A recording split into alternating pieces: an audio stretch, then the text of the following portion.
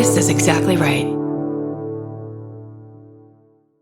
Capture your favorite summer feeling with Pandora Jewelry. Discover a collection inspired by the sunshine, freedom, and moments that make the season unforgettable. From sun-kissed metals to personalized pieces ready to be engraved with your summer mantra. Each design moves with you from beach days to golden nights and every memory in between. Shop Pandora Jewelry's new summer collection in-store or online at pandora.net and let your summer unfold. Goodbye. The Hulu original series Furious is now streaming on Hulu and Hulu on Disney+.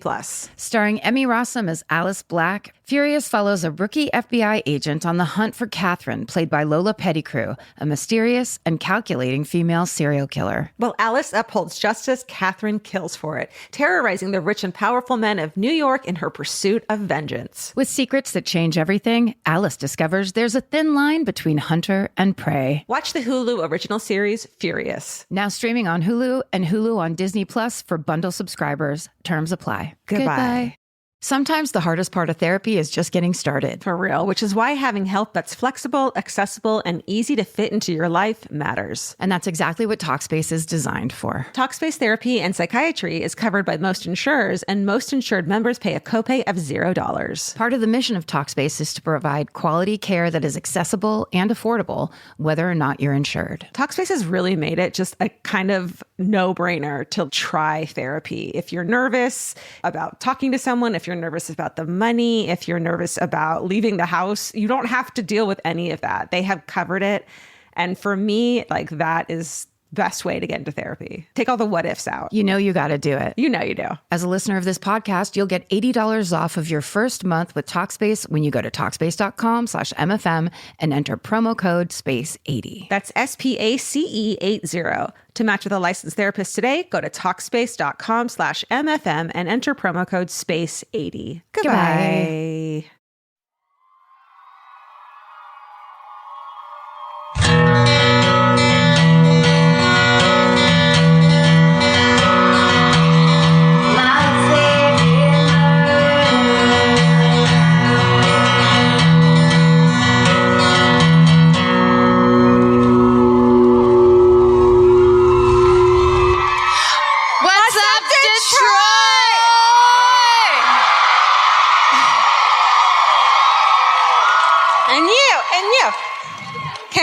It has a new obsession. I'd like to tell you guys about it.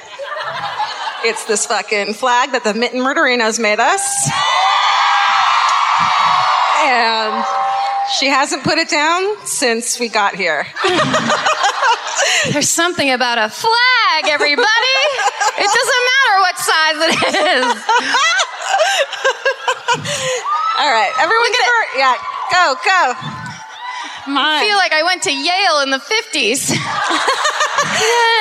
She's suddenly started doing fucking stage work. What do they call it when you walk around the stage? Space work. Space work. Out of nowhere. Flag work. That was when we stopped doing live shows. Hi, everybody. Hi. Enough about us. Sorry about the flag stuff. I just don't like anything, so when I actually like something, it's so exciting. Everything sucks and I hate it, and then I'm like, oh my God. Goodbye, Karen. Goodbye. That was a flag bit of the show. I'm drunk off that flag. I'd like to address my fishnet tight marks on my legs. Because last show I was like, these tights, they're so rad. They're Spanx and tights and fishnets. And by the end of the show, they were like down to here. Yeah. They had like rolled to here. Yeah. So I went backstage and just fucking ripped them off. Yes. But they cost too much to throw away, so I'm like, I'll wear them again someday. Just not on stage where I kept doing this thing. Yeah. And then I think I flashed everyone on accident too, and I did it once, so. You're saving them for a special occasion, like at a party where you can pull them up the whole time. Right. Or something like that, right? Right, amongst friends. Yes. Well, Normally we wear fancy dresses because we get to do shows in these awesome theaters. So we like to dress for the occasion. When we arrived at the show tonight, I turned to Georgia very sincerely and said, I forgot my dress. At the hotel. Forgot my dress at the hotel. And then for a second, I think Vince was like, do you want me to go back and get it? And then I was like, oh no, because I forgot to buy shoes entirely. So like, even if you'd want to get the dress, I would have had to wear these with the dress. And it all fell apart. And then I was like, yeah, I'm going to wear this weird Gap shirt then. I was like, you're dressed like a goth already. Right. The only rule, because there's no rules because we made it all up, is you have to wear black. Yes. So fucking wear what you're wearing. So I was still within the boundaries of the contract that we have about outfits. She was like, what if we wear what we're wearing now? And I'm not kidding you, had a 1970s sweater that had pink hearts on it. And it looked like something, what's her face from Twin Peaks would be wearing? Audrey? Like, I'm going to wear my dress still, but you're in black, so you can totally wear it. Yeah. No, I think it worked out fine. But I did leave on my shitty shoes in solidarity. Yeah. And for comfort reasons. So, guys, take a look at these. If you've never heard the podcast before, this is the kind of heart-wrenching stuff we talk about the entire time. Yeah.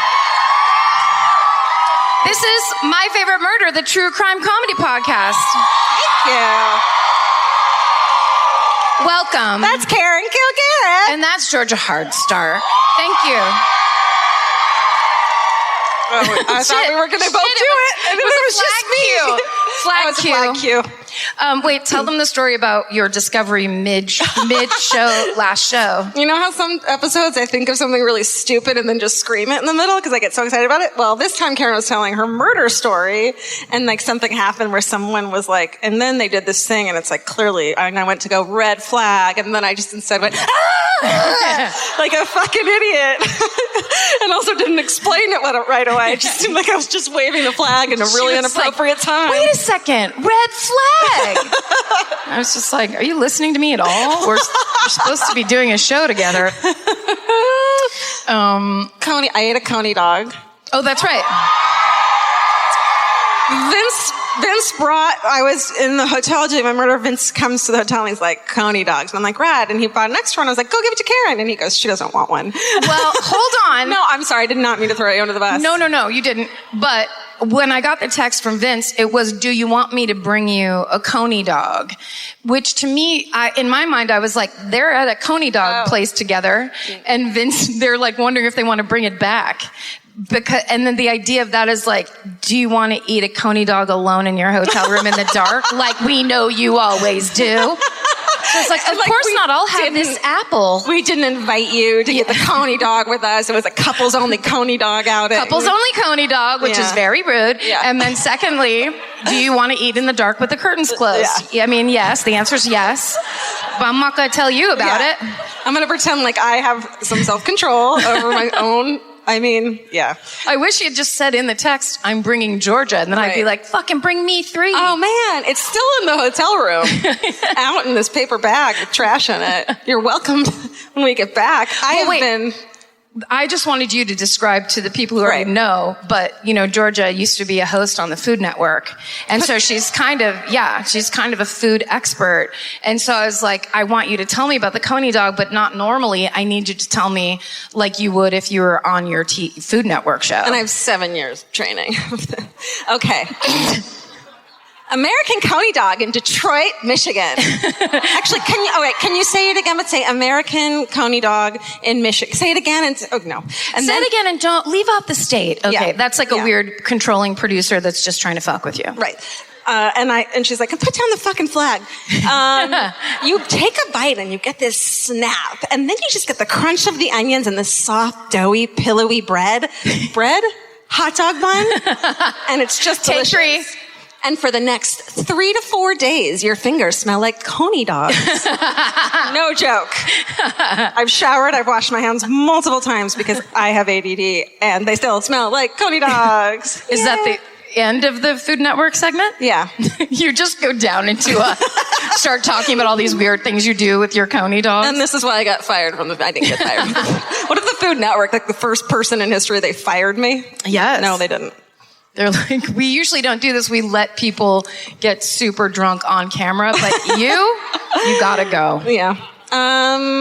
It was really good, you guys. And he wanted me to tell everyone that he would normally go to the other Coney dog place, not American, Lafayette, but they only accepted cash and he didn't have cash on them. But apparently everyone gets angry at each other about what Coney dog place to go to. Yeah, it's very important. We understand. Sure. It's crucial. It was good. I mean, Vince claims to be from here, so you have to prove it. You can't just go to whatever Coney dog Well, you know he's from here because he'll hold up his hand and point to a place that he says we're going to.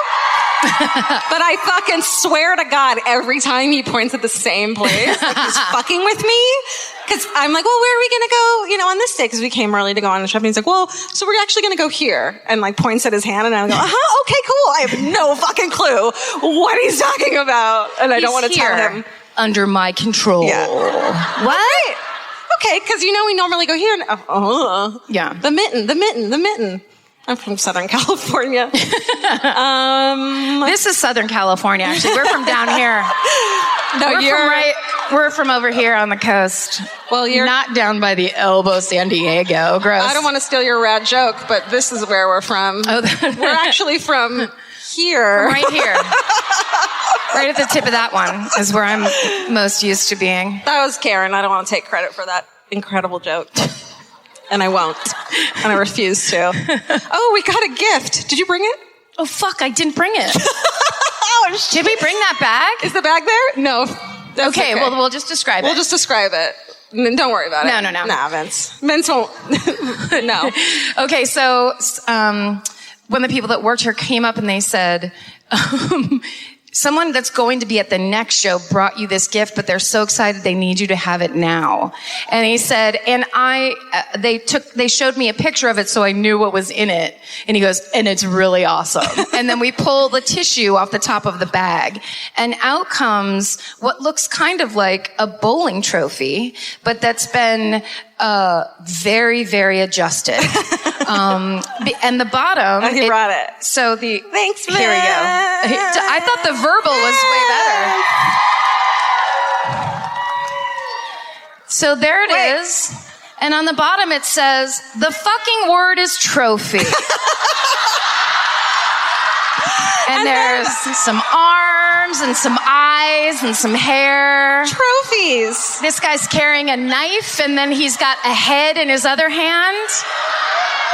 Whoever made this, Julie Rose, Kelly Lynch, Melissa Lynch, you talented motherfucker. The Lynch, Kelly Rose and the Lynch sisters delivering it once again.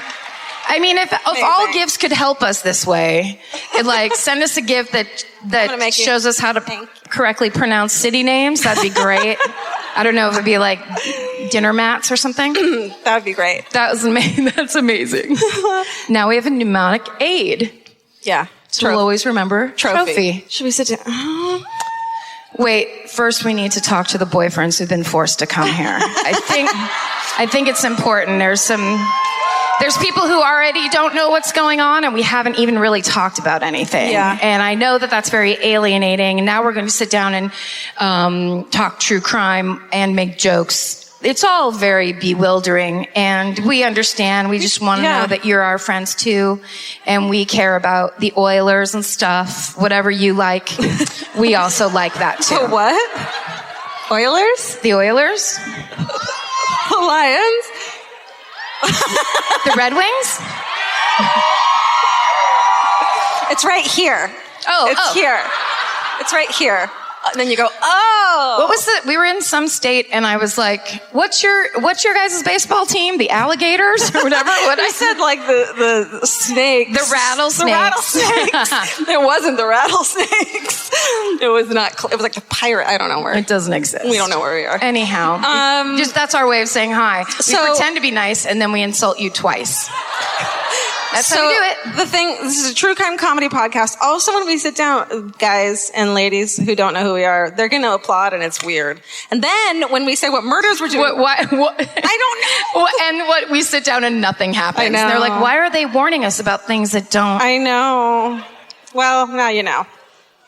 Now you know to applaud. What if it never happened before and I just really wanted to be applauded while I sit down? Now applaud! God, you have to. You have to. All right.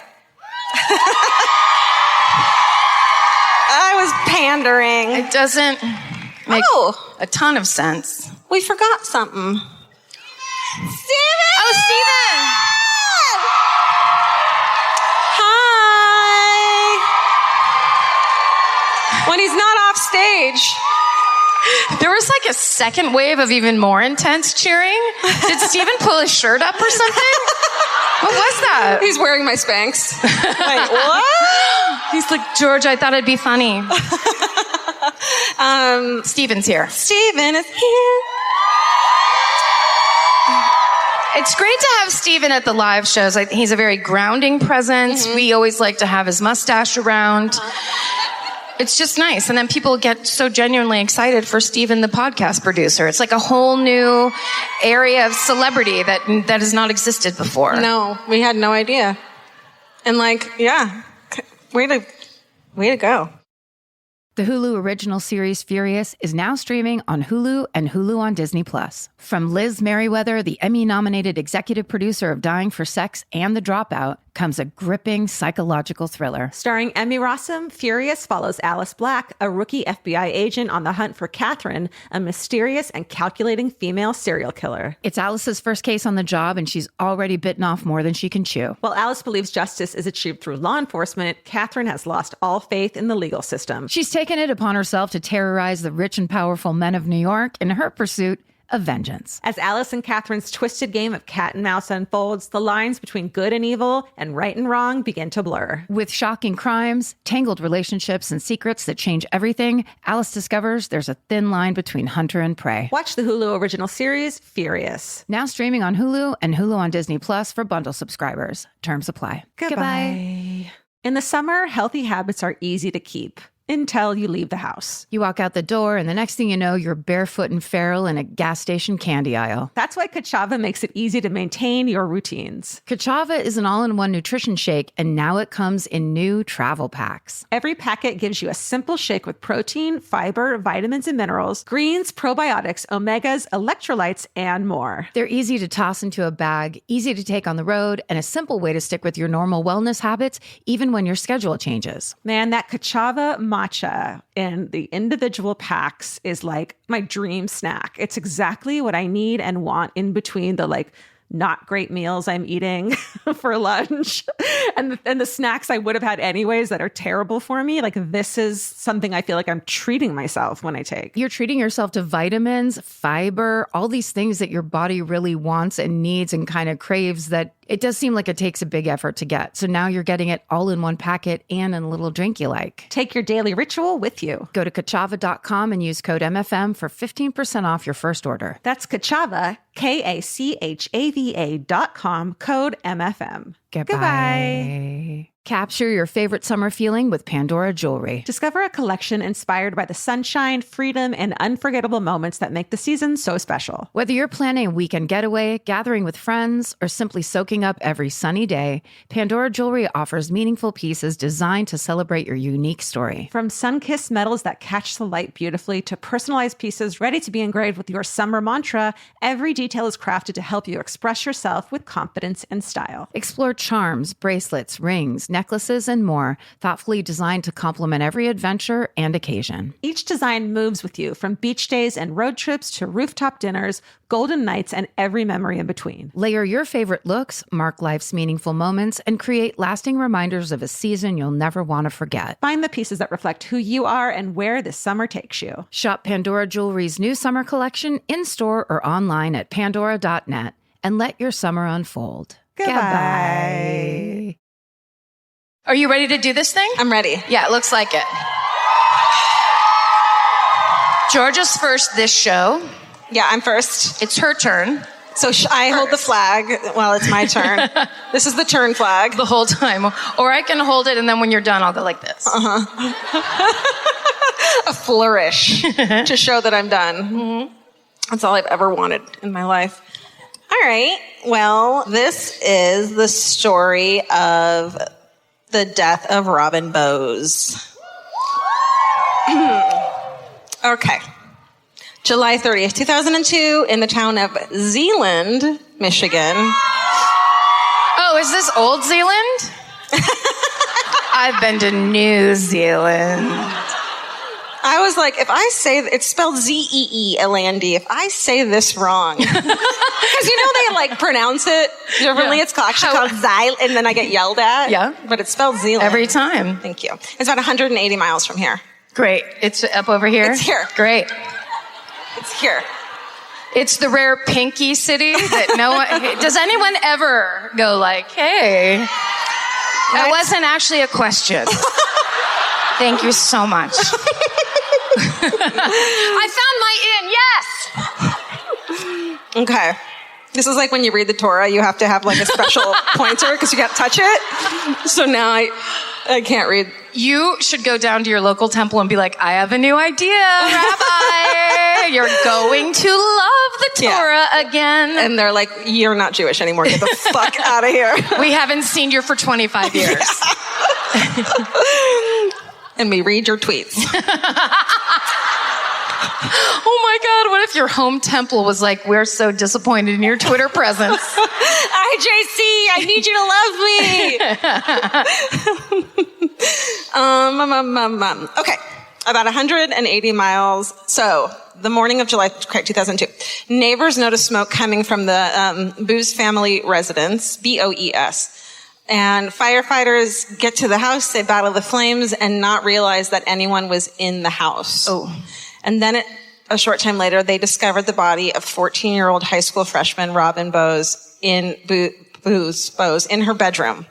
Robin died of smoke inhalation and what looked like a blast of fire that had caused her eyebrows and hairs to be singed. And she was face down inside her bedroom door. Karen, Robin's mother, was the last to leave that house that morning around 8:55 in the morning. And she went and picked up her friend to go shopping in Grand Rapids a few minutes before 9. Which is everyone loves it. Just 5 minutes before the fire started is when she picked up her friend. Mm-hmm. A few minutes after Karen and her friend arrived at the shopping center in Grand Rapids, around 9:30, they receive a call informing Karen of the fire. So they rush home. She has to be given a shot of Valium to keep her from running inside of the house. Fuck yeah, she does. Since she knew her daughter was inside of there. Yes, of course. On the sidewalk, they give her a shot of Valium. Isn't that insane? I mean, it's great. Yeah. The idea that woman even had to go through that is she could just be like, give me the Valium. Yes. Firefighters begin to search the house. Sorry, quick idea. Okay. Just EpiPen style Valium shots. For for the age we're in and the time we're in wouldn't it be nice? Lollipops? Valium lollipops? I think they have like crazy narcotic lollipops. There was definitely an episode of Intervention. I swear to God. Where someone was eating Valium lollipops? They were just constantly sucking on Valium lollipops, which I didn't even know was a thing. I don't even know. They just don't work on me. Any kind of thing, I'm just like, good night. I don't know how people can actually want to do that. I mean, I feel like any pill that's lollipop size is going to work on me. I'm going to let it. Do you remember the one in Intervention where the woman sat in a folding chair in her garage smoking and taking pills all day? That thing filled me with such intense anxiety because I was like, this is absolutely going to happen to me. There was like nothing about it that I couldn't see doing. You related to every little bitty part of it. She couldn't smoke inside her own house, which is good. Yeah. So she'd go into the garage with the door shut and one of those like from the drugstore folding chairs, and then people would have to come out and visit her in the garage while she was just fucking pilled out and just like chain smoking Virginia Slims. And I was like, this is my future. There's no way I'm not going to do this. I relate in every way to like when you're so overwhelmed that you're like, what about absolute stillness and being high all the time as a solution? In a beach chair. Okay, beach chair. Go on. Hopefully that woman got the help she needed. Okay. Let's just do this episode about intervention episodes because I've got 10 more I need to talk about. There was one where the girl started drinking in the bathroom during the intervention. Do you remember that? She's like, hold on a second, I have to go to the bathroom. And then she's fucking as if no one was going to know. Oh, I'm such an alcoholic. It's Listen, insane. we were both addicts. Like this, we're not making fun. No, we're living it. It's tough because a lot of times, like, a flask really does seem like the solution. Yep. And it is. Sometimes it is. Did you see the dude who was going to a festival recently? And so he went, and you can't bring your own alcohol in. So he went to the festival grounds 3 weeks early and buried a bottle of vodka. What? And everyone's like, yeah, guy, good idea. And you're like, stop drinking. Dude. The No. solution is to stop drinking. Dude, when's the last time you paid a bill on time, but you're fucking burying a bottle 3 weeks early? Yeah. Like, No judgment. this guy clearly is smart and crafty. No, he's Use it amazing. for good. I Use love it- him. Save babies. All right, so Valium. That's where that started. Oh, yeah. It started because an awful thing happened. All right, let's get back. Yeah. Let's sink back down. We're sinking back. Okay. So firefighters begin to search the house just to do a once around, thinking, obviously it was an accident, but they have to do some investigation. They found, okay. Forgot to fucking mention this part. So, you know how I hate false confession? Well, this is from the confession tapes. Oh. The TV show? Yeah, the new Netflix yeah. TV show. Yeah. Meant to tell you guys that. This case is from This that? case. Okay. So I watched the whole thing about it. And so they get into the house and they go into her room where most of the fire had happened there in the hallway. And in the middle, and we have a photo, in the middle of the fucking room, there's a 5-gallon gas can in the middle of her bedroom. Here it is. Take a look at this motherfucking shit. Motherfucking. Oh, shit. That's in the middle of her bedroom. Yeah. Why is it there? I kind of like that they're like the black boxes of fires where you'd think that would burn really quickly because it's what's filled with gas. Right, so but why- it's like, no, I'm here to tell a story. Yeah. Guess what? You're not getting away with shit. And the reason I'm doing this case, even though false confessions stress me out so much that I had to turn the show off initially and have a panic attack real quick before I went back to it. See, and then your EpiPen Valium would have, imagine. Where's my lollipop? The reason is because this is the only one where I'm so conflicted about what actually happened. Ooh. All the other ones, it was like, well, obviously this is a false confession and they didn't do it. This one, I don't freaking know. And so I need your help with telling me why there's a fucking gas can in the middle of the bedroom. Okay. In a minute. In the meantime, and in the show, the firefighter who found the gas can was like, whoa, he picks it up, there's video of it, sloshes it around, and he's like, and my dad, who was the fire chief, I turn around and say to him, whoa, look at this. And he says, and my dad said, throw it out the window. But I knew that would be a bad idea, so I left it. And then they just like moved on to the next scene. And I was like, your dad should be fired? Because I knew that would be a bad idea, so I called the fire investigators instead. Throw it out the window. I'm sure there's a reason for that. As the daughter of a fireman, Right, I tell would me. just like to say that's a classic fireman move of like, get that thing out of here. It's all very... Yeah, maybe he was like, an ember's gonna spark it again. Maybe it was actually really smart, and the son was kind of dumb. There might have been logic behind it, but there also could have been that thing where, like, if you have a parent who's a fireman, like, they will not turn the heater on in the winter. Like, there's just a certain personality style where it's like, it's all very like, "Yeah, I'll take care of this. Throw it out the window. Or just like, all right, I don't have to listen to you anymore. Okay. But I could be wrong about this guy. We're usually not. Often. Investigators are called to the scene.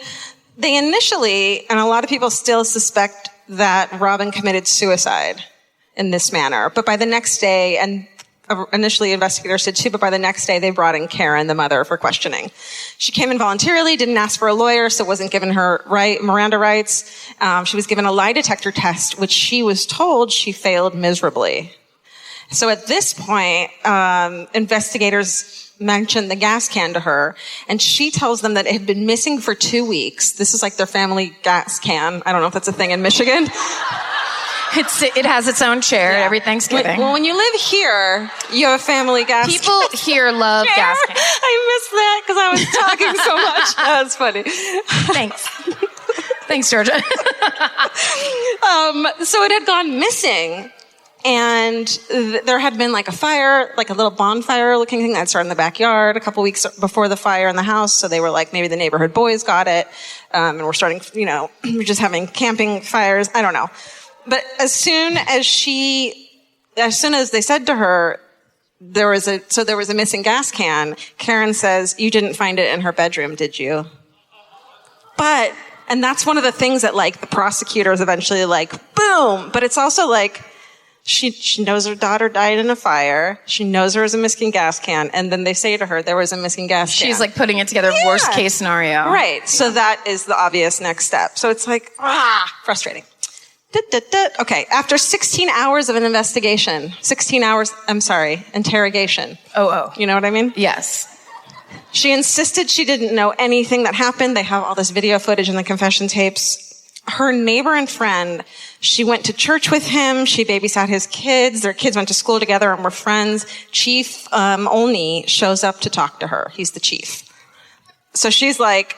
The police chief? The police chief. Okay. No, I thought maybe that fire chief had come back and be like, you know what? Take that lie detector machine and throw it out the window. So at this point, it's like 10 hours into the investigation, and she's starting to question herself, and you can see that she's trying to help because she doesn't understand what's going on. And the biggest thing to her is that she trusts the lie detector test more than she trusts her own memory. Yeah. So she starts saying things like, I don't think I did it. I don't know if I don't think I did it. And when he walks in the room in the video, she goes, apparently I did it. And he goes, why? And she says, because of the lie detector test. So they're like, she did it and we need her to confess. Ugh.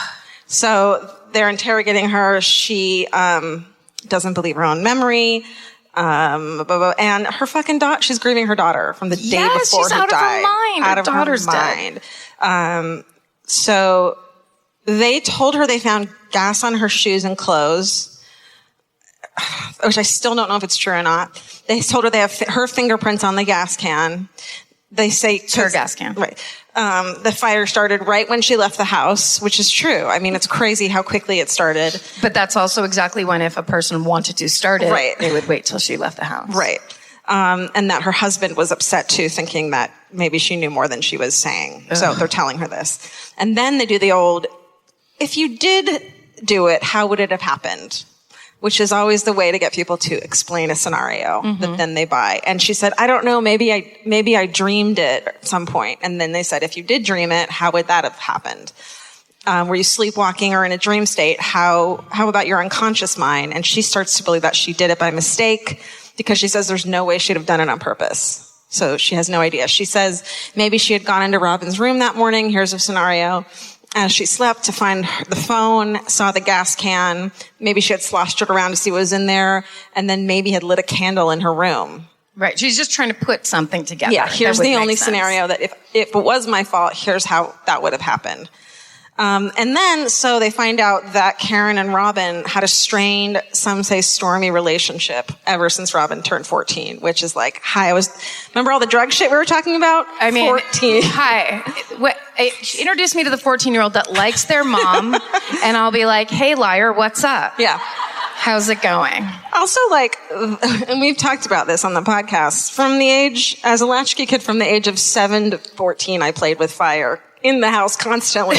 That was kind of my pastime. Mm-hmm. How fun that was to light things on fire and see how paper burned. Or like, I once took tea in a paper towel and I wanted to smoke it, and so I lit it on fire to smoke in front of and it quickly caught on fire. You lit the bed on fire. I lit the bed on fire when I was 5. Everyone knows about it. With her mom home. My mom was on the phone and she didn't pay enough attention to me, so I lit the bed on fire. It worked. It worked. We do what we must. But we've got to smoke a tea paper towel cigarette. I believe it was chamomile. It's epic. Ew. How did I know how to roll a God, you know what? I didn't. I bet I used tape on it too. Yeah.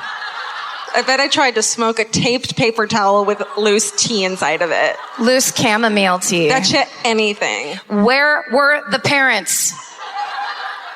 Okay. Can Mr. O'Connell tell us? Jerry, what the fuck were you people doing in the 80s when you weren't raising all of your children? Okay. Can you please? So they said that at 14, she began to rebel and hang out with a bad crowd. Karen admitted to her husband there were times that she hated Robin and that Robin had treated her like shit. Which, yeah, how many times have you? Yeah, having a teenager. It came out, so Robin's diary was in the room and not burned. So in the diary, it turned out that Robin wrote about having called Child Protective Services on her father because he threw a piece of metal at her that didn't hit her in the head, but was close to her head. And the night before the fire, Wayne and Robin had gotten into a huge fight. So the family was supposed to go, I think, the next day or that weekend away for Memorial Weekend. And Robin didn't want to go. She was supposed to start a new job waitressing. So she wanted to come home early, and they were having a huge fight over that. Like, who wants to go camping with your family when you're 14? Right. And so. Or do anything with your family. I mean, stand near them. With them. Yeah. So she said that they got in a huge fight and that Wayne, the father, had kicked in the door, and she wrote in her diary that she was scared. So they go to trial. Here we go. John D. With the mother's admission? Yeah. Like, based on that interrogation? Yeah, based on the confession. Do you know why they didn't look into the father and it was only the mother? So this guy, John D. Hahn, H-A-A-N, he wrote the fire investigation book. He wrote it, the book. Used in fire investigation, I wrote. He's the final word in fire investigation? Well, that's what he does he say says. about throwing stuff out the window? Is there a chapter about... Did anyone read the book? Is what the question is. Well, he refers to it as the Bible of fire investigations, and he's one of those characters that you and I would be like, that I was like, oh, this guy, you know what I mean? Because Sure. he does admit later that he had to recant his expert testimony in past cases, one of which is because the data had changed where 3 children were killed in a fire and the mother was charged with the murder based on his expert witness testimony. Uh-oh. Yeah. So there we go. Okay, so he concludes that the fire started, so here's what they think. The fire started right outside the bedroom in the hallway with the door almost closed, that Karen had sprinkled gasoline all over the hallway, which was kind of like a closed off, no window hallway, like, you know, like the 1980s houses kinds of thing. Yeah. And that there was gasoline poured outside the door, and then the gas can was left there. And so what happened was, in their mind, that Robin woke up, saw smoke, so opened her bedroom door, at which time the oxygen fueled the fire and it exploded in her face. That was their saying, because there was no gasoline. I don't know. Okay. It's just like, there's so many sides to the story.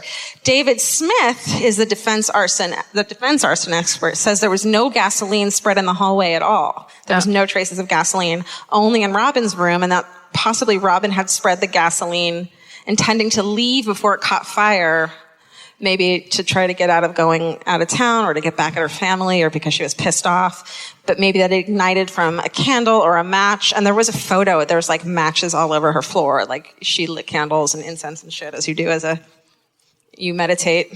I tried to meditate. I didn't know what meditating was. As a rebellious teen. You put the doors on and you meditate. Okay. So here's what he said, and this is so fucked up. So there were no burns on the underside of her chin, and he says that matches someone a right-handed person leaning forward and looking down. Yeah. Because it protects here. And then basically it just went up into her face. That's what they're saying. Okay. Maybe by the fumes. So, veteran fire dog, Rhonda. Fire dog? Mm-hmm, Rhonda. Oh. I wish I had a photo of her. Fuck, I'm sorry. I bet she's a Dalmatian. She's not. She's like a black lab. Yeah, I don't know if they do Dalmatians anymore. So Rhonda comes into the house, and Rhonda's the dog, zeroes in on an overturned chair in the parents' room, and that had traces of gasoline on it that none of the fire investigators had even noticed. So if the dog hadn't been in there, they wouldn't have found that. And the other thing, and it's so weird, okay, so maybe Robin did accidentally do it, and that's what I was thinking initially, but then I found out that Robin was in her underwear, had no shoes on, and I was thinking, wouldn't she, if she were planning on lighting this fire, wouldn't she have packed a bag, including her diary that was found out? Like, she wouldn't have left that behind. No, she wouldn't have left it out, right. That's for sure. You would have had a bag, a go bag, as they call it. And she would have had clothes on. So that's super weird. Also, during the polygraph test, Karen had admitted to having an affair a few years prior. The judge ruled it inadmissible, but the jury had already heard it. So that kind of gave them, pause about her. And then that turned Wayne against her husband, and he testified that she had snapped and he sought a divorce from her during the trial. Karen was convicted of first-degree murder for setting the fire. Whoa. She was sentenced to life in prison without parole. And a lot of the jurors said that what sold them was that John D. Hand, the fire investigator, book writer, was so like line by line of what exactly happened and was so sure of everything that he was saying that to them he had a good story. Right. They said his story was better. And the other dude, David Smith, was like, I'm not going to conclusively say anything because you just nobody knows. And so because there were other possibilities around there, they didn't believe him. Yeah. So sentenced to life in prison without parole. She has appealed the case to the point where she has no more appeals left. And she maintains her innocence from prison. She's been there for 15 years. She's 61 years old now. And Kelly Lodenberg, who created the confession tapes and directs all the episodes, she's convinced that Karen didn't kill her daughter. The Innocence Project reports that 28% of its 351 clients who were convicted of crimes only to be exonerated by DNA involved false confessions. I just don't know what happened, and it's driving me crazy. It's one of those JonBenet things where it's like, there's a couple different things that make sense to me, and none of them make sense all the way. Yeah, you can kind of track any storyline that's happening. Because the fire expert reminds me of that blood spatter guy from The Staircase. Totally. Where that guy, was like the same thing of talking very exacting and scientifically about this blood spatter. Right. Only then a couple years later to have all of that evidence get overturned because it's total bullshit. He was making shit up. He was literally like making up these theories about blood spatter. None of it was actually scientifically proven. Well, it's just so crazy that I don't want to. I have an idea of what I think happened, or like two scenarios that I think could have happened. But either way, it's like just reasonable doubt of these options that were given in the trial. Maybe even if I'm not convinced she didn't do it. There's reasonable doubt. There's reasonable doubt. Yeah. Yeah. And also, the worst part is then considering the fact, if she truly is innocent, she lost her child, she lost she just basically lost everything in this insane circumstance. Yeah. Oh, you can wave that now. So that's the story of Robin Boes. Wow. That's rough. Yeah. The Hulu original series Furious is now streaming on Hulu and Hulu on Disney+. From Liz Merriweather, the Emmy-nominated executive producer of Dying for Sex and The Dropout, comes a gripping psychological thriller. Starring Emmy Rossum, Furious follows Alice Black, a rookie FBI agent on the hunt for Catherine, a mysterious and calculating female serial killer. It's Alice's first case on the job, and she's already bitten off more than she can chew. While Alice believes justice is achieved through law enforcement, Catherine has lost all faith in the legal system. She's taken it upon herself to terrorize the rich and powerful men of New York in her pursuit of vengeance. As Alice and Catherine's twisted game of cat and mouse unfolds, the lines between good and evil and right and wrong begin to blur. With shocking crimes, tangled relationships, and secrets that change everything, Alice discovers there's a thin line between hunter and prey. Watch the Hulu original series, Furious. Now streaming on Hulu and Hulu on Disney Plus for bundle subscribers. Terms apply. Goodbye. Capture your favorite summer feeling with Pandora Jewelry. Discover a collection inspired by the sunshine, freedom, and unforgettable moments that make the season so special. Whether you're planning a weekend getaway, gathering with friends, or simply soaking up every sunny day, Pandora Jewelry offers meaningful pieces designed to celebrate your unique story. From sun-kissed metals that catch the light beautifully to personalized pieces ready to be engraved with your summer mantra, every detail is crafted to help you express yourself with confidence and style. Explore charms, bracelets, rings, necklaces, and more, thoughtfully designed to complement every adventure and occasion. Each design moves with you, from beach days and road trips to rooftop dinners, golden nights, and every memory in between. Layer your favorite looks, mark life's meaningful moments, and create lasting reminders of a season you'll never want to forget. Find the pieces that reflect who you are and where this summer takes you. Shop Pandora Jewelry's new summer collection in-store or online at pandora.net and let your summer unfold. Goodbye. This podcast is brought to you by Squarespace. Every successful small business starts with someone saying, I wonder if people would actually buy this. Squarespace gives you everything you need to find out. From consultations to events and experiences, you can showcase your skills with a customizable website designed to attract clients and grow your business. With Squarespace's collection of cutting-edge design tools, anyone can build a beautiful, professional online presence that perfectly fits their brand or business. Get paid on time with professional invoices and online payments. Plus, streamline your workflow with built-in appointment scheduling and email marketing tools. Head to squarespace.com/murder for a free trial. And when you're ready to launch, use offer code MURDER to save 10% off your first purchase of a website or domain. Goodbye.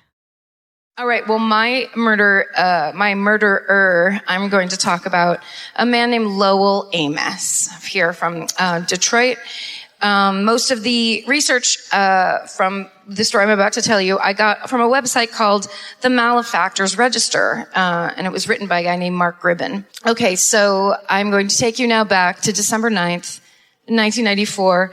52-year-old former General Motors plant manager Lowell Amos and his 37-year-old wife, Roberta Mowry Amos, are here in town attending a company executive party at the Athenian Hotel. And they go back to their suite at 12:30 and start doing coke. This is a very coke-based story. This episode is brought to you by drugs. Remember that one on Intervention where the guy was super addicted to coke and he looked like a surfer, he looked like he still had it together, but he slept on the roofs of different hotels that he snuck into? What? No. Again, I was sitting there going, I'm going to do this someday. Like you get one duvet and then you get like a chaise lounge by the pool and he would sleep by the pool. And then when people from the hotel found him, he looked legit enough. So he'd be like, I'm in room 473. And they'd be like, sorry, sir. I just love sleeping under the stars in the water tower. Okay. So they go back to their room to do coke with a female friend. This female friend later says that when she left the Amos's room at 4:30 a.m., imagine so depressing. The conversations they were having in that non-smoking hotel room that they were absolutely smoking in the whole entire time. Coke is the worst because you just talk to people you would never normally talk to. Yeah. And you try to start a band with them. Yeah. It's insanity. All right. So she says, I absolutely see the face of like a child in the front row. Sorry. Don't do drugs.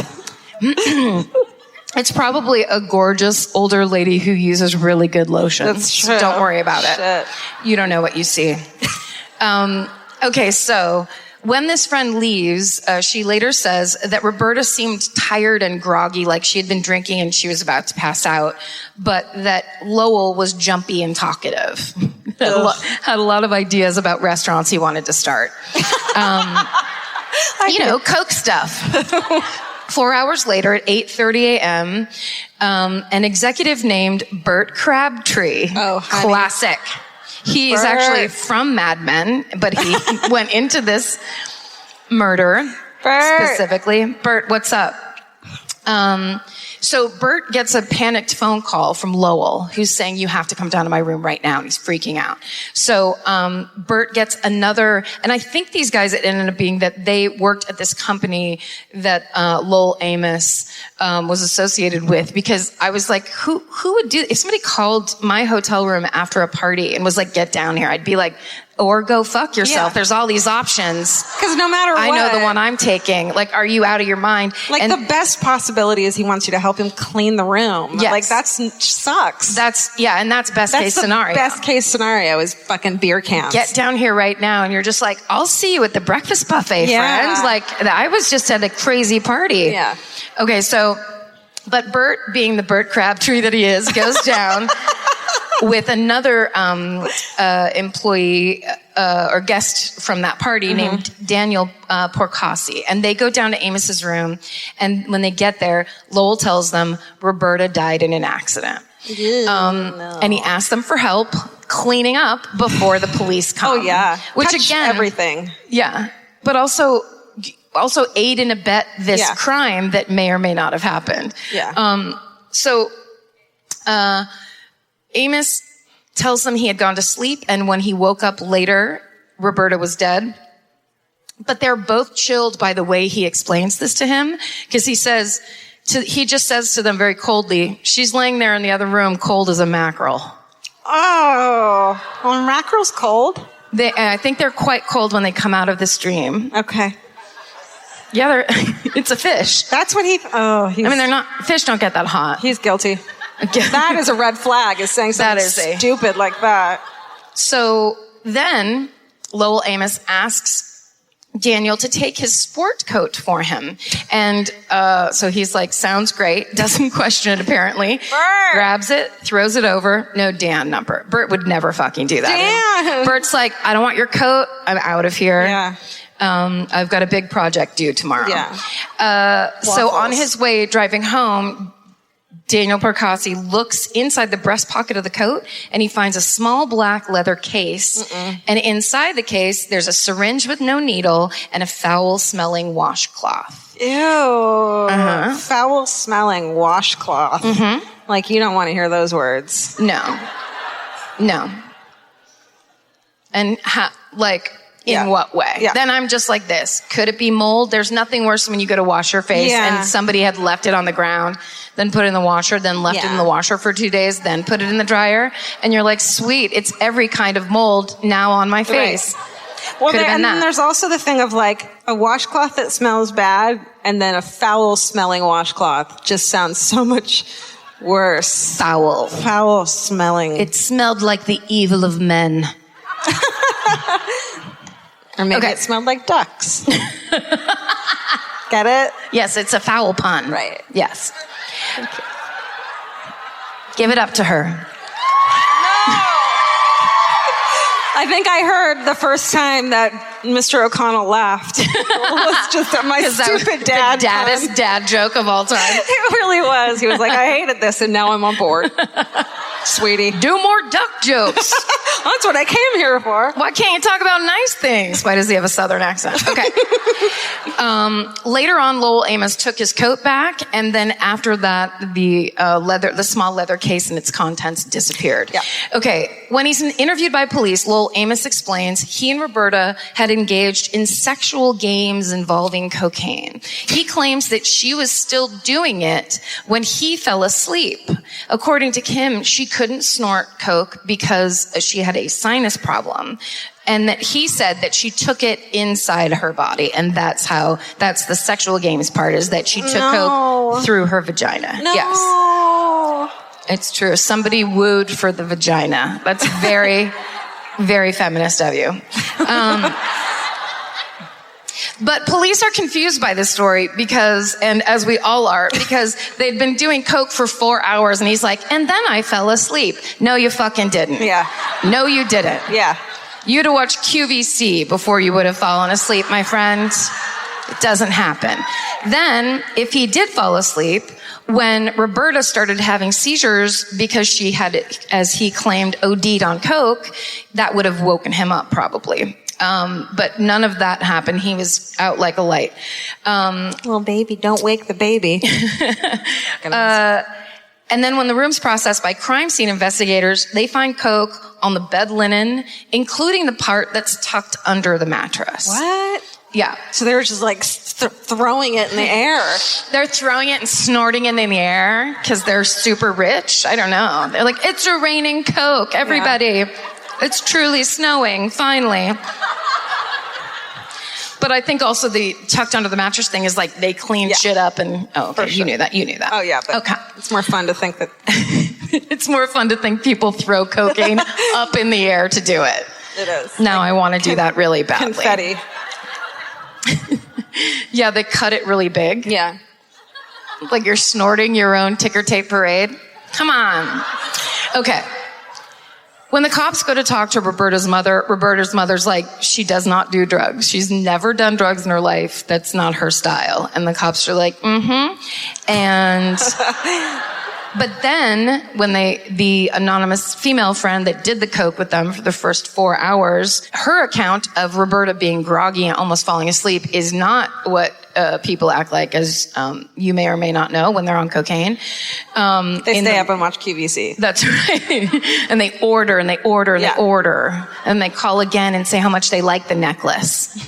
Who are the people that call to say how much they like the necklace? What? Oh, yeah. Come on. We've Join got a book club. Deborah on the line. How are you liking your necklace? Ladies, I love this necklace. It goes right on my clavicle, and it is unlike any necklace I've ever bought on television. Now, did your husband buy it for your birthday? No. I'm on so much coke, I bought it myself. I bought 7, and I'm wearing all of them right now, and I'm licking the phone. Also,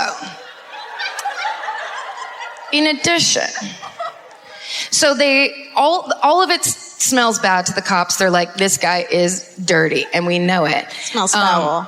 It smells what? Foul. It does. The cops were like, I smell a duck. They're using the I smell a pig joke that's used against them, and they're using it against somebody else, because that's how we make ourselves feel better. Yeah. Quack, quack, motherfucker.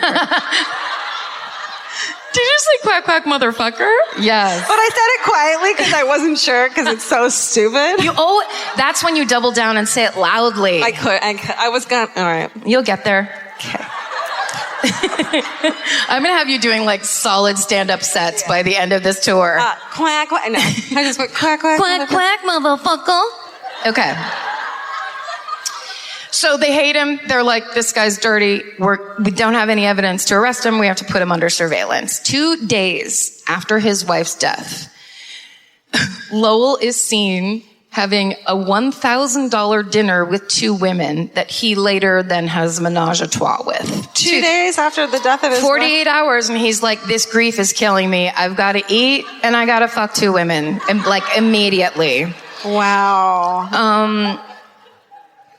So then Roberta's autopsy report comes back, and the Wayne County medical examiner reports that Roberta did have cocaine in her system, but the problem was she had 15 times the amount that's typically seen in a cocaine overdose. Shit. She had so much coke in her system that half of the drugs hadn't even been broken down yet. What? There were also traces of cocaine found inside her vagina, but none on her body externally.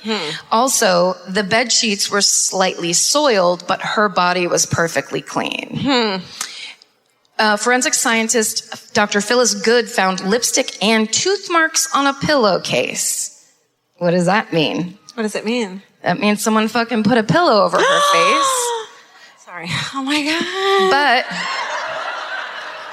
Roberta wasn't wearing makeup when the cops found her. And all of this adds up to this idea that her body was washed in between the time that she died. Tell me Bert and Dan didn't fucking help wash her body. I don't know. I'm not sure. Okay.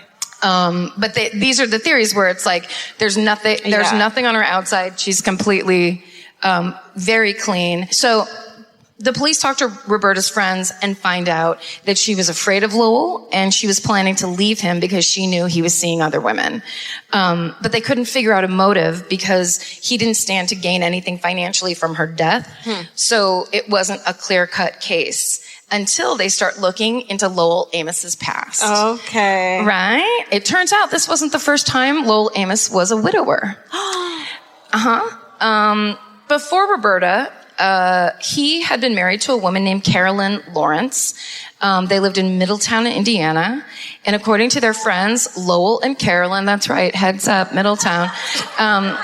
According to friends, Lowell and Carolyn argued frequently about doing the dishes, about him not being home enough. No, she was mad at him. I thought you were telling me that those things, and I was like, so the fuck what? Dishes? I was doing a call and response and not letting you answer me. About doing the dishes? No. I didn't know. Yeah, I think I was right to skip it. Yeah. She was mad at her husband because he kept taking out huge life insurance policies on her. Yeah. That would piss me off. I mean, I think I'd get pretty mad about it. Fuck. Yeah. So when he refuses to cancel them, she ends up kicking him out. Yeah, get away from me. Good move.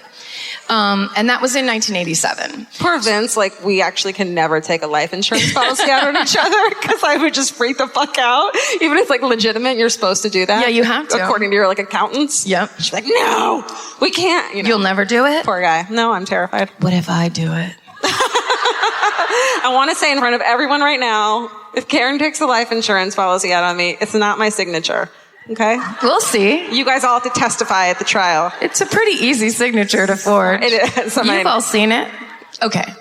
So Carolyn kicks him out of the house because of the insurance problem that issue that you have with every boyfriend. So this is 1987. Lowell goes and moves in with his 76-year-old mother, Mary Tolles. A few weeks later, Mary is brought into the emergency room. There's no diagnosis. They send her home. 3 days later, she dies.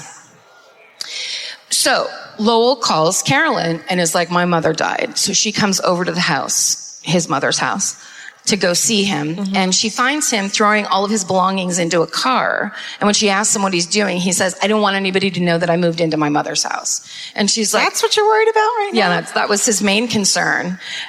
See, he didn't want to seem like a nerd. So she lets him move back in with her. Yes. I mean...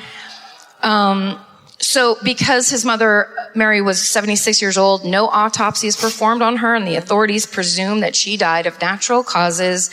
Therefore, Lowell inherits more than $1 million.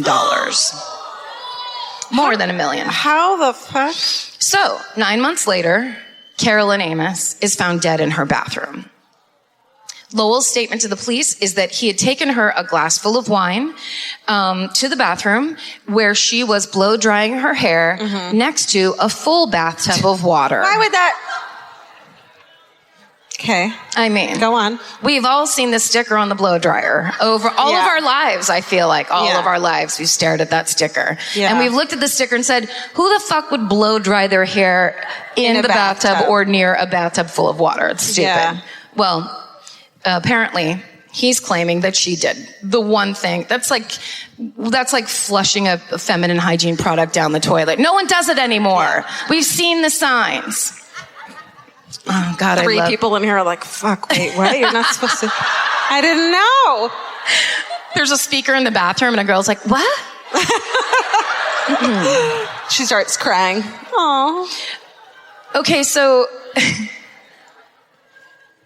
later, Lowell's statement to the police, he finds her dead in the bath, apparently electrocuted, and no cause of death is ever determined. And the wine glass that he claimed to have brought up to her was not in the bathroom. It was down in the dishwasher having been run. So it was perfectly clean with not a trace of anything on it. Lowell received $800,000 from her insurance policies. Holy shit. Yes. So then, in an M. Night Shyamalan-style twist... Oh my God. Even further... What? It turns out that Carolyn started out as Amos's mistress. He had been cheating on his first wife, Sandra, with Carolyn. Holy shit. But in 1979...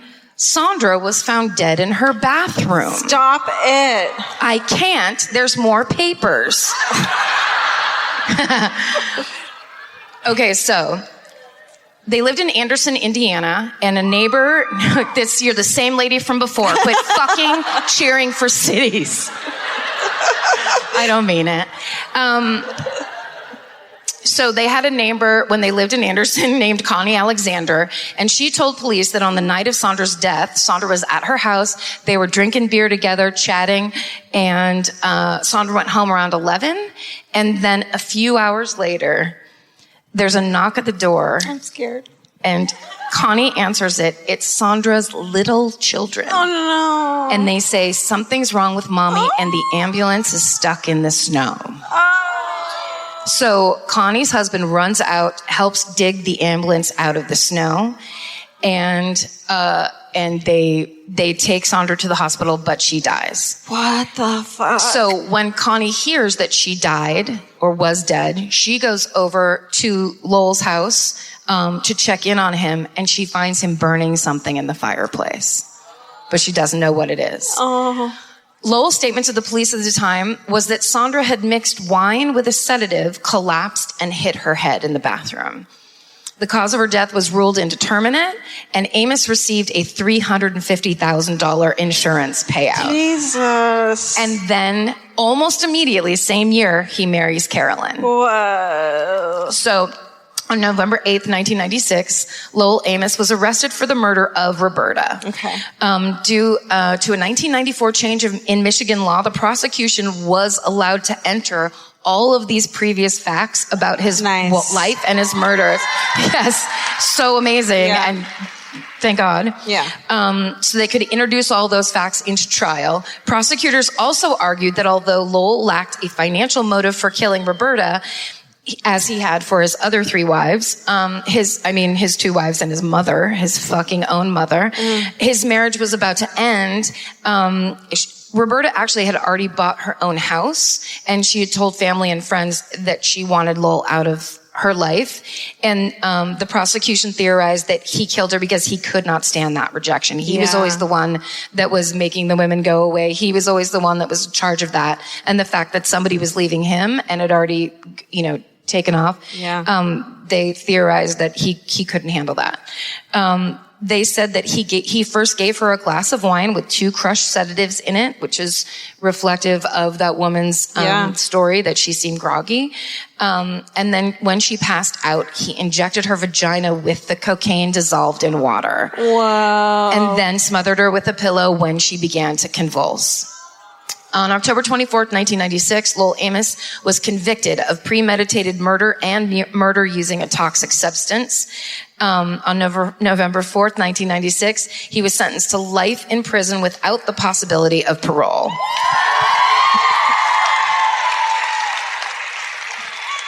When his sentence was read, he said to the judge, who was apparently a little bit young, if you can imagine the fucking brass balls on this guy, he says to the judge, "You're a young judge. I hope this is the first time and the last time you have to sentence an innocent man." Oh, what a dick. But Judge Jeffrey Collins was unmoved, is what this article said. He described Amos as a dangerous killer without a conscience. And he was quoted as saying, "Thank God for the safety of our community. You will be locked up for the rest of your natural days." Yeah. No charges were ever brought in the cases of Mary Tolles, Carolyn Lawrence, or Sandra Hurd. And if you want to see a dramatized version of the story I just told you, it was the subject of a 2006 Lifetime movie called Black Widower. Whoa. That's Lowell Amos, everybody. Wow. Good job. If he's talking about insurance, that's a red flag. Look out. If he keeps on handing you glasses of wine with white shit in it, that's a red flag. There's no tune to this song. I'm improvising it. If the mortar and pestle is always in the dishwasher, that's a red flag. That's a fucking red flag right there. You know what I'm saying? If he kills his mother, that's a red flag. This is true. This is true. Hey, it's time for a hometown murder. All right. In a very special moment, I get to choose. Oh, it's so fun to see you all. So listen. I get to pick someone. This doesn't happen a lot. I want it. This better be good. Right? A certain kind of way. No, sorry, behind you. Yeah, it needs to be concise. Yeah. No. Wait, her, but maybe both of you. Yeah. Sorry. Yes. Over here. Did you just pick 7 people? This way, yeah. No, Holy wait. Shit. Oh, no, her. I'm sorry. Fuck. I'm never doing this again. Sorry. This is why I don't do this. I'm sorry. I'm going to hug her after the show.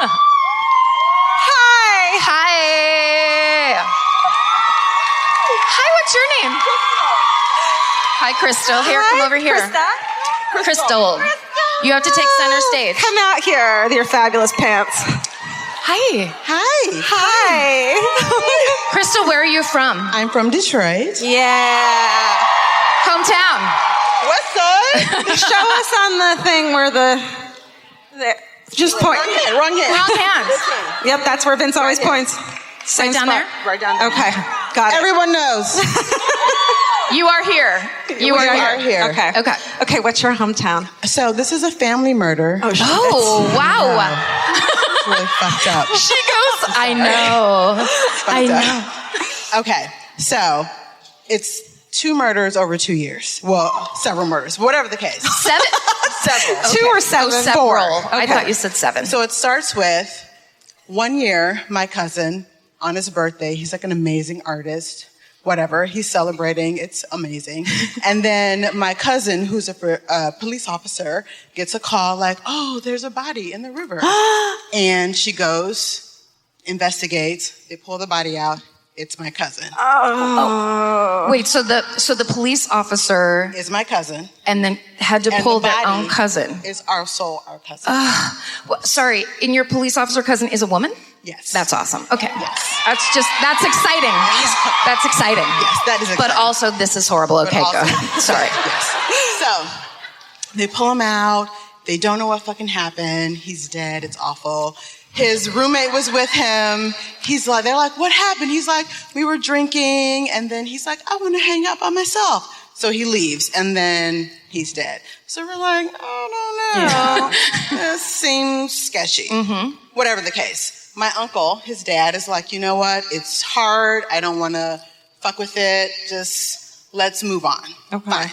The next year, my cousin, his brother of the dead person, he's going to college. He's getting his master's degree. He's in Atlanta. He comes back. He's like, this is weird. Whatever the case, he does whatever he needs to do. He gets a CCW for some random reason. What's that? What's that? A concealed weapons license. Oh. Okay. So now he's got Wait, this. when you say that he says this is weird, like his life was weird for him? No, he wanted my uncle to investigate more what happened Oh, got it. with his brother. Okay. But my uncle was like, I'm sad. My son's Yeah, dead. he just I don't wants wanna- to ignore it. I just want to move on. Yeah. It's over. I don't want to investigate anymore. Okay. So my cousin's like, whatever. So years later, I'm at this party, not years later, a year later. I'm at a party randomly for someone I don't know. That's neither here nor there. And Was it fun? it was funnish. It was a surprise party for somebody I didn't know. So awkward. You're like, surprise, I'm here. Right. I don't know It yet. was kind of. My friend's like, oh, we're having a party, but only 4 people are here. Can you come? I'm no. like, oh. It was free drinks and food. Oh, then yes. So I came. Okay. So anyway. Okay. So I came. It was fun. We had drinks. And I'm leaving, and my aunt calls, and she's like, hey, what are you doing? And I'm like, I'm driving to a date. She's like, well, can you pull over? And I'm like, what do you mean? She's like, no, seriously, pull over. Mm-hmm. So I pull over. Turns out my other cousin, the brother of the person who died the year before, that morning, it's a Sunday, it's 3 days after Thanksgiving, he goes to the neighbor's house. He's like, knocks on the door. The neighbor wife answers. She's like, what's going on? He's like, hey, turn that music down. She's like, we're not playing any music. He's like, yes, you are. So she's like, no, I'm not. She goes to get her husband. Her husband comes back. My cousin shoots the husband. Oh, dead. no. On the front porch. Oh, my So God. then he goes back into their house and he shoots my uncle. Dead. The uncle who didn't want to investigate? The uncle who didn't want to investigate. my His God. father. His father. His father kills him. Yep. So the wife obviously calls the police. My cousin goes into the basement. They're in a standoff with the police Whoa. for several hours. And then my cousin kills himself. Wow. It's fucking awful.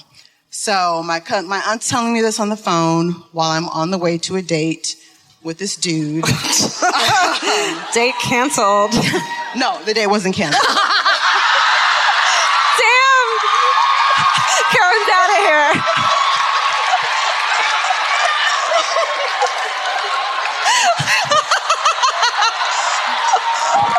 I really needed a drink after that. Okay. That's fair. I'm not married, I'm divorced. Okay. Oh my God. Okay. It was the summer of Stevens. Not that Steven. I dated an old Steven, a young Steven, and then the third Steven that I was going on the date with, I found out that night was fucking married. Holy shit. That's a bad night. Jesus.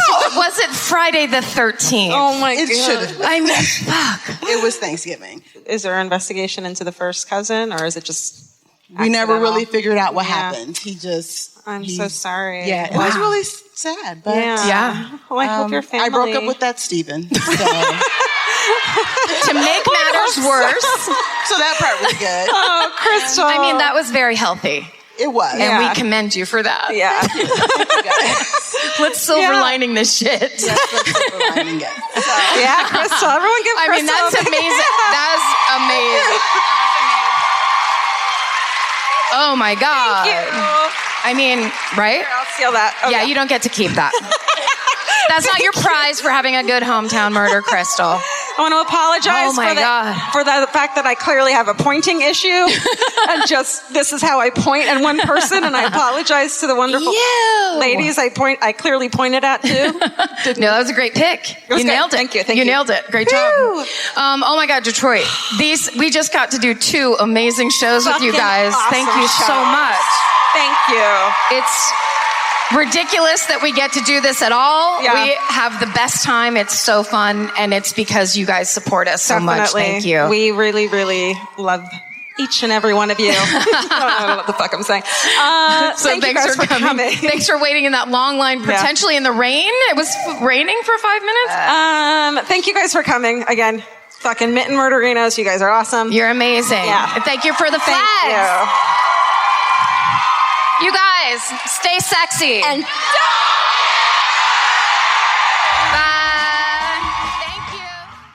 The best time to think about home security is before you need it. That's exactly why there's Simply Safe. Traditional home security only alerts you after a break-in has already happened, and that's too late. Simply Safe is changing that. Simply Safe's US-based live agents identify threats on your property and help deter them so intruders never get to your house. The system is customizable so you can build one that fits your home and your specific needs. The 24/7 professional monitoring is effective and affordable and won't lock you into a long-term contract. I think that's what's so scary for so many people is that long-term contract. And like, whatever turns out you don't like it or need it, but they don't have that because they know you'll like it and you'll know that you need it and feel so much safer when you have it. Like at this point in my life, I would never go without a security system on my house. I just feel safer with actually having Simply Safe around. There's a whole staff at Simply Safe that's waiting to talk to you and help you out. Right now, you can get 50% off your new system by visiting simplysafe.com/MFM. That's half off at simplysafe.com/MFM. There's no safe like Simply Safe. Goodbye. Vacation planning should feel like a breeze, not a deep dive into countless travel sites searching for the best deal. With Cheap Caribbean's Budget Beach Finder, you can search every destination and every date all in one search. You'll save time and money with the Budget Beach Finder. Say goodbye to endless scrolling and tab hopping and hello to Budget Beach Bliss at your fingertips. Go to cheapcaribbean.com to try out the Budget Beach Finder and see just how stress-free vacation planning should be.